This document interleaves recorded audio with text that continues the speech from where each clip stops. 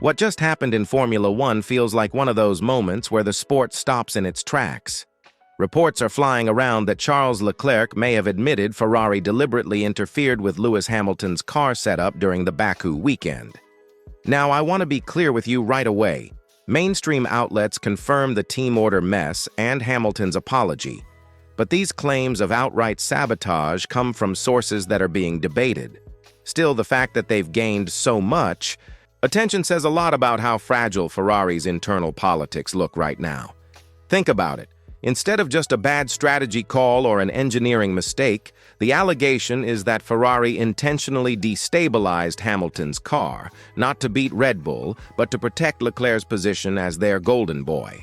That's a huge accusation, because it moves the conversation from simple errors into betrayal. Betrayal of a driver, and betrayal of the values the sport is supposed to stand for. And, when you look back at Hamilton's struggles that weekend, you can see why this theory caught fire.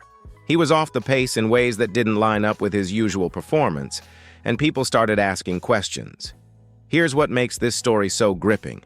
If there's any truth to it, it means Ferrari wasn't just playing the usual high-stakes game of strategy. It means they may have crossed a line where internal politics mattered more than sporting fairness. And that's the kind of move that doesn't just affect one race. It shakes trust inside the entire paddock. Now let me throw this to you. Do you think Ferrari would really go that far? Or is this just noise amplified by rumors? Drop a quick yes, no, or unsure in the comments. I want to see where you stand. And if you're into getting the fastest F1 updates explained without the fluff, subscribe to Fast News F1 and hit that notification bell. Your subscription really matters because we're pushing to reach 1,000 subscribers, and every single one makes a difference. All right, let's get into the nuts and bolts of this. Because if the sources are right, the changes Ferrari allegedly made to Hamilton's car weren't random. They were very specific, and they would have completely transformed how the car behaved on track. The claim is that after the first practice session, adjustments were made to the rear suspension geometry and to the aero balance of the car. Now, I know that can sound like dry engineering talk, but let me explain it to you in plain terms. Think of the rear suspension as the part of the car that makes sure the tires stay planted in a way that gives you grip and stability, especially when you're braking or accelerating hard.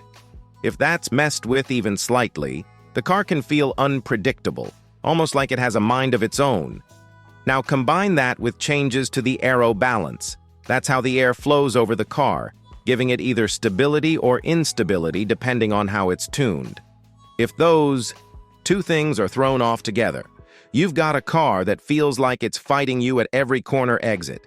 And here's where it really matters. Baku is a circuit of extremes.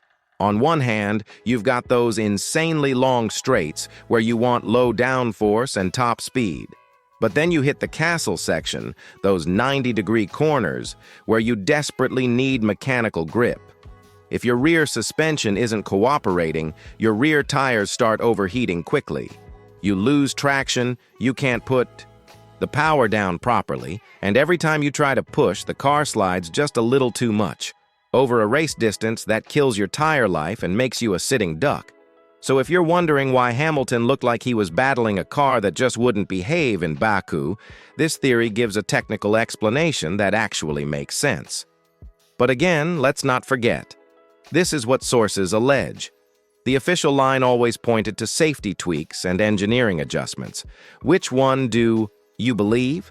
Tell me in the comments. Now that you've heard how those changes would affect the car, does it make the sabotage claim sound more believable to you? Just type yes or no. And if you're learning something new here, give the video a like. It really helps the channel grow and pushes us toward that 1,000 subscriber goal. So let's step away from the technical side for a second and look at the bigger question. If this sabotage story has any truth to it, who on earth would actually give the order? Because it's not like a mechanic just decides to tweak Lewis Hamilton's setup out of nowhere. The reports suggest the changes were executed by senior strategists, and shockingly, even mention Hamilton's own race engineer being involved. Now that detail alone would cut deep. Because if your own engineer isn't fully in your corner, then who can you really trust inside the team? But of course, orders like that don't come from the garage floor. They come from higher up. And here's where the politics really kick in. According to these sources, Charles Leclerc distanced himself, insisting it wasn't his call. That leaves two possible scenarios. Scenario 1. Team principal Fred Vasseur knew, maybe reluctantly, and sanctioned it as a way to protect team harmony. Scenario 2. The decision came from even higher up, at the Ferrari board level, bypassing Vasseur completely. Neither one is a good look, because in the first case you've got a leader complicit in undermining fair competition, and in the second case, you've got a team principal who isn't actually in control of his own team. Now, why would anyone take a risk this big? The reported motive is political survival. Ferrari has invested years into Charles Leclerc as the face of their future. Bringing Hamilton into the fold created a fear that the seven-time champion might instantly overshadow their chosen leader. Instead of letting the two drivers battle it out on track, these sources suggest Ferrari may have, tried to artificially tilt the scales, protecting Leclerc's #1 status. That's not racing strategy, that's narrative control. And here's the kicker. Whether or not Vasseur was aware, this whole story makes Ferrari look divided and toxic. It turns one of the most prestigious teams in F1 into a political minefield, and that image sticks. Now let me throw it back to you. Who do you think bears the most responsibility if this story is true? Was it the team principal, the board, or the engineers who executed it? Vote in the poll and tell me in the comments which scenario feels worse to you. And don't forget, if you're into these behind-the-scenes breakdowns, hit subscribe and ring the bell. Every single subscription gets us closer to that 1,000 target, and it keeps us bringing you the fastest F1 news. Now let's talk about the fallout, because this isn't just some rumor floating around the paddock. If these reports hold any truth, the consequences are massive. Start with Hamilton himself. Sources say he was furious in the immediate aftermath of Baku, even confronting senior engineers and accusing them of outright betrayal. And get this, the story goes that he even reached out privately to Toto Wolff, hinting at a possible emergency return to Mercedes. If that's accurate, it means his trust in Ferrari has been shattered, and he's already testing the waters for a way out. And it doesn't stop there. Reports also suggest Hamilton's camp is preparing legal action, not about money, but about principle. If a team is found to have intentionally sabotaged its own driver, that's a breach of contract at the highest level. It would be unprecedented in modern F1, a top driver suing Ferrari in the middle of the season. Just imagine how that would rock the sport. Then you've got the sponsor angle. Ferrari isn't just a racing team, it's a brand with global partners. Those sponsors signed up for prestige and competition at the highest level, not for internal, political games. If the scandal grows and those sponsors start pulling out, the financial hit could be huge. That impacts development, recruitment, and Ferrari's future on track. And of course, the FIA can't just sit on its hands. If an admission of deliberate sabotage exists, it goes straight to the core of sporting integrity. Article 2 of the regulations is clear. Any action that brings the sport into disrepute can result in severe penalties. We're talking about fines, points deductions, even sanctions against individuals involved. This wouldn't be treated as a technical slip. It would be judged as a moral failure. So here's the big question for you. If you were Hamilton, would you stay and fight, or would you walk away mid-season to protect your legacy? Drop "I would" or "I wouldn't" in the comments. And if you think Lewis should take Ferrari to court, just tap yes or no in the poll. While you're here, hit like. It helps push this story out to more fans and helps our channel reach that 1,000 subscriber milestone we're aiming for. So here's what to watch this weekend and why it matters far beyond a single race. First, Watch Hamilton's interactions with his engineers on camera and listen closely to the team radio. Every clipped sentence, awkward pause, or tense exchange could tell you whether trust is being rebuilt or has already collapsed.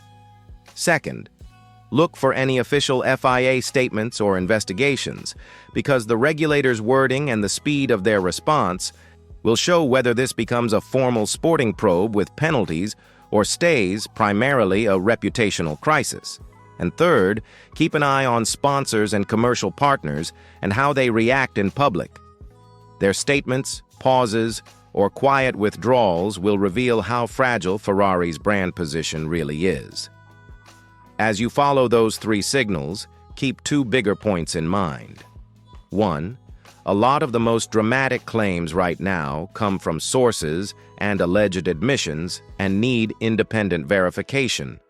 Treat confirmed reporting differently from social media speculation. And 2, this is human as well as sporting drama. Careers, jobs, and reputations are on the line, and the ripple effects could reshape contracts and loyalties across the paddock for years. Now I want a quick prediction from you. Pick one in the comments. Ferrari punished, Hamilton leaves, or nothing changes, and add one short sentence explaining why. Tap the poll in the description too. Which matters most to you? Fairness or results? If you found this breakdown useful, please like the video and subscribe to Fast News F1 and turn on the notification bell. Your subscription genuinely helps us reach our goal of 1,000 subscribers so we can keep bringing fast, clear, production-ready F1 coverage. Finally, what would you like me to deliver next? A fully combined production-ready doc file with timestamps, on-screen prompts, and vocal notes, or something else specific like a shorter highlight script for social clips? Tell me what you want in the comments and I'll get it ready.